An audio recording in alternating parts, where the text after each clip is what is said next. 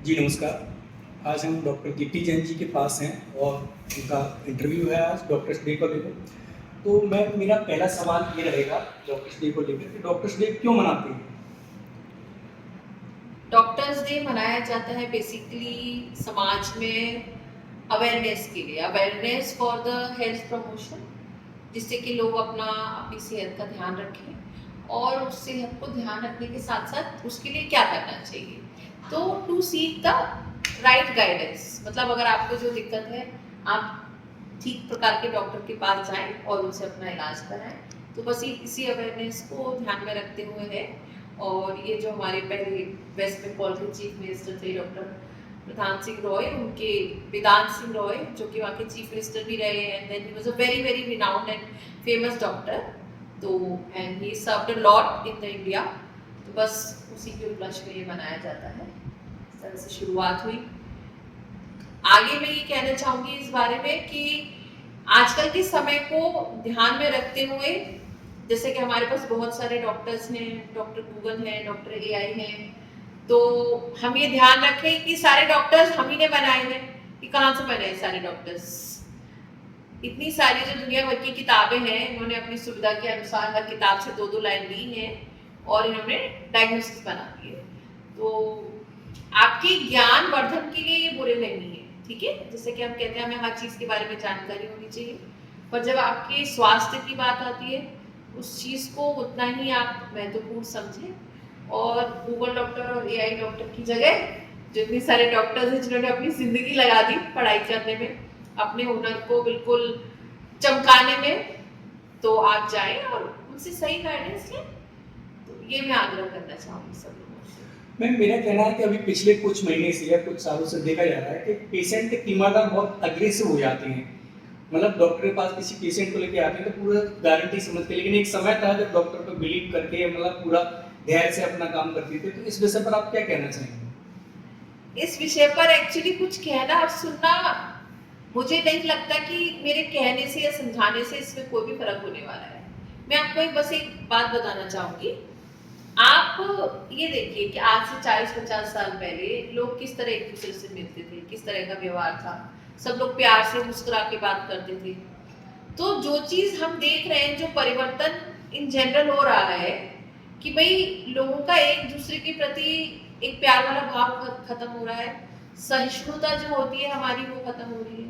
तो जो एग्रेसिवनेस है ये आजकल एटीट्यूड बनता जा रहा है। So the same attitude comes towards अस।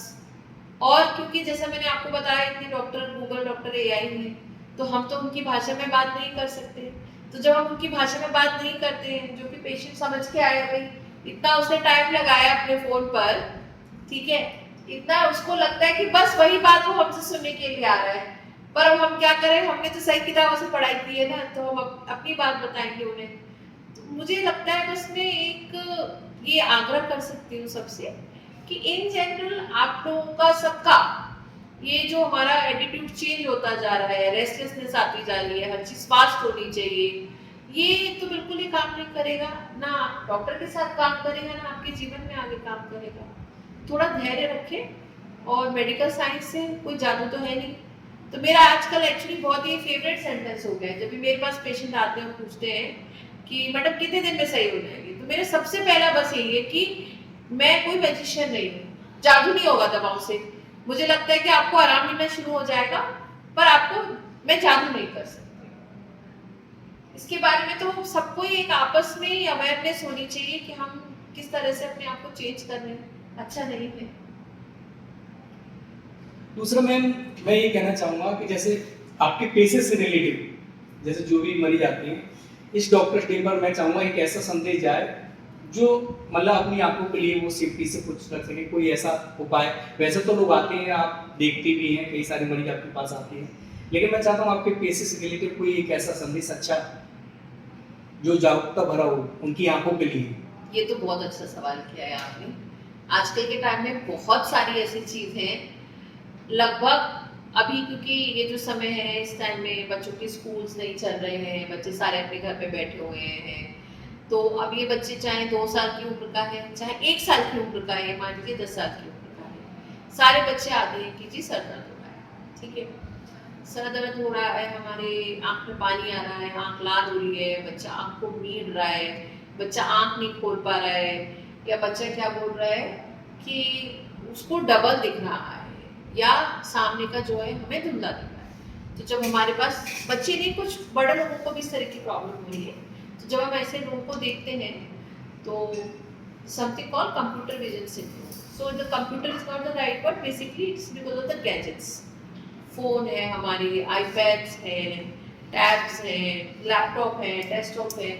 तो आजकल मोबाइल तो ऐसा हो गया कि भाई आप सांस लें या ना लें, पर मोबाइल का होना तो जरूरी है। जी जी। तो सबसे इम्पोर्टेंट चीज मैं बस यही बोलना चाहूंगी कि ये हमारे जीवन में it's a luxury, it's not a need.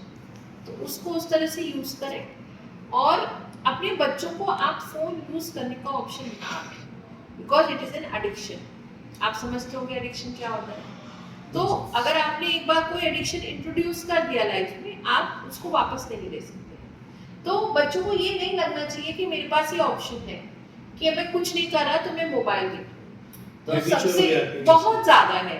And आप इतनी स्टडीज देखिए, all over the world studies हो रही है, उसमें ये आ रहा है कि अगर आप एक 3 साल के बच्चे को, 5 साल के बच्चे को अगर आप मोबाइल दे देते हैं, तो उनका मेंटल डेवलपमेंट बहुत हद तक रुक रहा है, क्योंकि वो बहुत नैरो है। उनकी सारी दुनिया, उनकी सारी नॉलेज, उनका सारा एंटरटेनमेंट, ये सारी ही सभी ये जो चीजें हैं वो सिर्फ मोबाइल के जरिए हो गई है।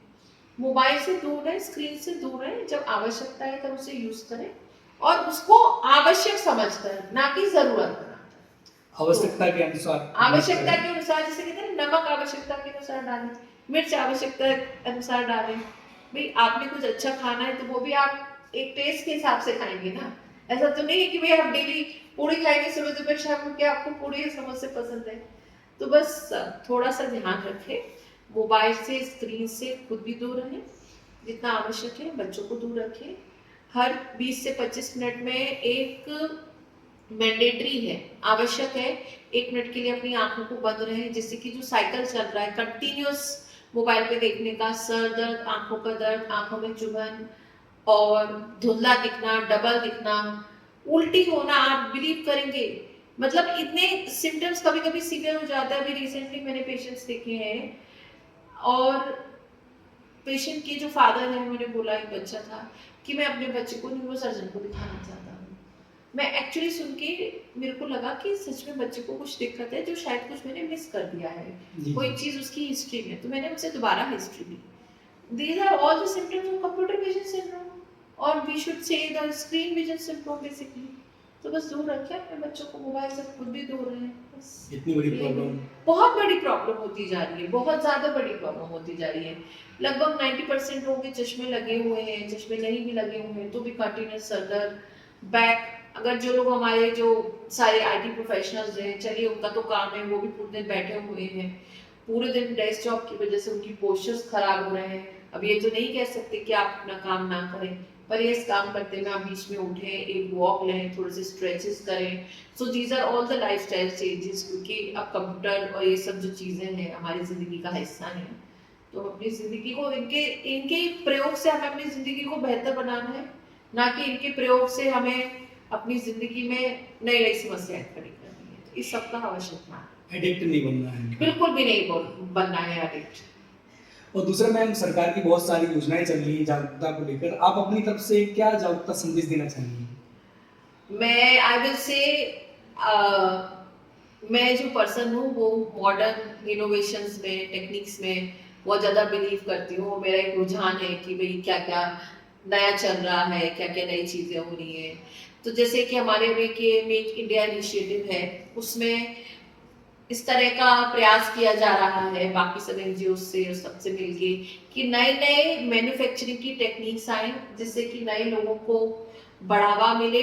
हमारे सबसे ज़्यादा इंडिया में अगर हम देखें कि रिसर्च के मामले में, जो इस मामले में हम बहुत पीछे हैं, क्योंकि एक अवेयरनेस नहीं है और उससे ज़्यादा बहुत ज़्यादा फंड्स की ज़रूरत है।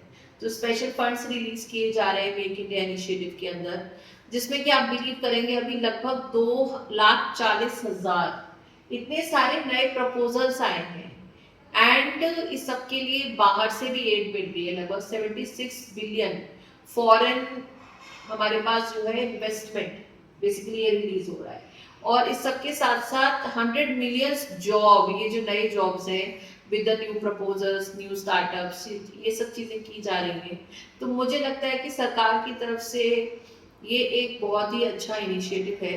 जैसे कि हमें पता है कि सबसे ज्यादा डेंस पॉपुलेशन इंडिया में ही है, तो डेंस पॉपुलेशन होने की चलिए थोड़ा बहुत हमारे पास कारण है कि बहुत सारी बीमारियां ज्यादा हैं, थोड़ा हवा कम साफ है सांस लेने के लिए, बट सबसे बड़ा जो हमारे पास इसका फायदा ये है कि we have the man power. तो हमारे पास मैन पावर हर तरह की, एक हमारे पास लेबर है जो कि फुल्ली स्किल्ड है, जो कि काम सीखने को तैयार है, एक हमारे पास मैनेजमेंट लेवल पे लोग हैं, और एक हमारे पास माइंड्स है। We have super minds. तो अगर हम उन माइंड्स को अच्छे से एक दिशा में ले जाएंगे सरकार के सहयोग से, इनिशिएटिव और फंड्स, और जो भी चीजें, अगर कोई भी चीज नई होती है, नई चीज मार्केट में आ रही है, कोई भी स्टार्टअप है, कम से कम 5 से 10 साल लगते हैं। तो उन 5 से 10 सालों में अगर आपको सहायता ना मिले, और वो सहायता कंटिन्यूस चाहिए, फर्स्ट ईयर में तो सबका बहुत ही ज्यादा जोशो खरोश होता है, ठीक है, वे जो लोग लगे उनका भी जोश है, और सीनियर्स का भी है, जूनियर्स का भी है, हर लेवल पे है, जो सपोर्टिंग इंस्टीट्यूशन है उनका भी होता है। पर एक्चुअल चीजें आती हैं 3 साल के बाद। आपने प्रोडक्ट बना लिया, प्रोडक्ट आपका रेडी है, अब आपको मार्केटिंग करनी है। मार्केटिंग में क्या मार्केटिंग में क्या होना चाहिए, आपको उस टाइम पे कितना सपोर्ट मिल रहा है।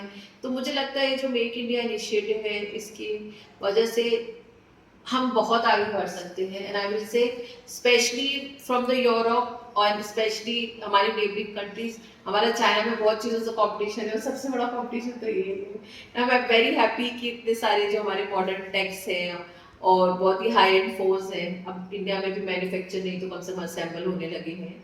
तो अच्छी चीज़ें हो रही है मेक इंडिया इनिशिएटिव के अंदर। Thank you ma'am. ये थी फ्लोरिस से मैं डॉक्टर दीप्ति जैन जी। आज उनका इंटरव्यू था डॉक्टर्स डे पर। आप सभी जरूर देखिएगा LSG न्यूज पर। Thank you.